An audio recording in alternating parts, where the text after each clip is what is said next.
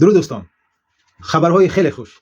دولت بولتاєв قهرمانی WBA آسیا شد. او حریف خود را در راند اول نکاوت کرد و صاحب کمربند WBA آسیا شد. دوستان، دولت بولتاєв رو در کامنتاری ها تبریک کنید و دعا کنید که او نه تنها قهرمانی WBA آسیا بلکه قهرمانی WBA جهان شود.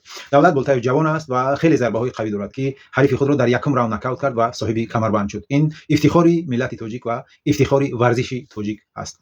و ورزشکار دوم ما دیشب در ACA حریف شکست ناپذیر خود را از روسیه در راوند سوم، در آخر راوند سوم با طریق بوقی کردن شکست داد پیش از مهلت و بونوس هم گرفت. بونوسش $5000 آمریکایی بود، غیر از پولی که باید برای جنگش میگرفت و هم صاحب بونوس هم شد که این خیلی خوب است برای ورزشگر. این کاری ورزشگر است. ورزشگر با طریق همین جنگ ها و چیاش زندگی خودش رو پیش میبرد، زندگی خش و تبارش، پدر و مادرش رو پیش میبرد. برای همین این یک بهترین تحفه بود برای آیت الله مومنوف که دیشب حریف شکست ناپذیر خود را از روسیه در راوند سوم با طریق بوقی شکست داد و ان شاء الله که شاید سالهای دیگه 2026 آیت الله مومنوف برای کمربند در لیگ ACA بجنگد و صاحب کمربند هم شود، چون که آیت الله مومنوف خیلی خوب است، در راستور هم جنگ خوب میکند، در زمین هم جنگ خوب میکند، تجربهش خیلی خوب است و ما باوری داریم که او قهرمان میشود.